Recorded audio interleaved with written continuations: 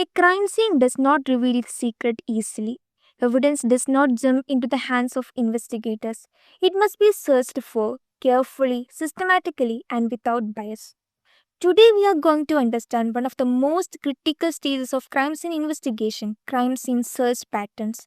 Because a poorly conducted search can miss the one piece of evidence that changes everything. Why search pattern matter? The search for physical evidence must be thorough, systematic, and biased. Even if a suspect is already arrested, even if the motive seems clear, a complete search must still be conducted. Failure to do so can lead to accusation of negligence, claims of evidence suppression, legal challenges in court. Remember, thoroughness protects truth. Who conducts the search?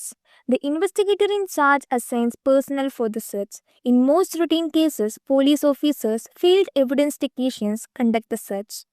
Forensic scientists usually become involved later when evidence reaches the laboratory. One person must supervise the search. Without supervision, confusion happens, areas are skipped, efforts are duplicated. Crime scene search patterns. How the search is conducted depends on size of the area, indoor or outdoor location, nature of the crime, number of investigators available. Let's understand the major search patterns. Link method. In the link method, investigators focus on the relationship between victim, suspect, and the evidence.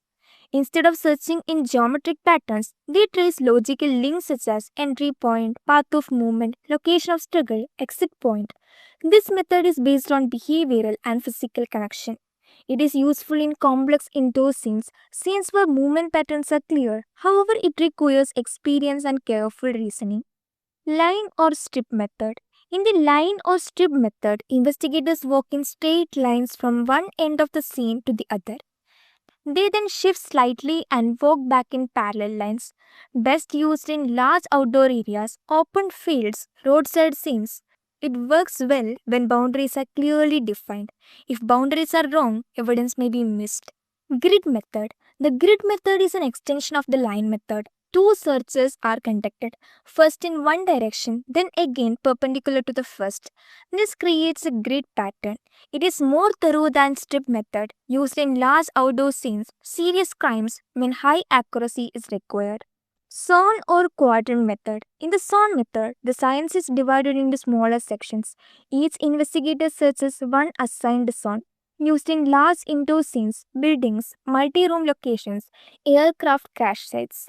Each zone is searched separately and sometimes rechecked. Wheel or ray method. In the wheel or ray method, searchers move from the center outward or from the boundary inward, like spokes of a wheel.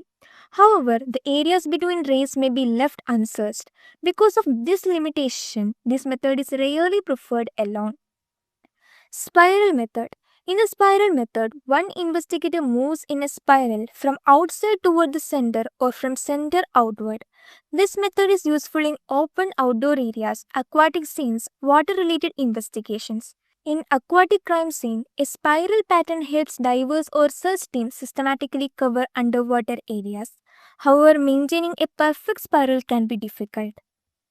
Special search considerations. Indoor searches, usually done by two investigators, room divided into halves, is half double checked.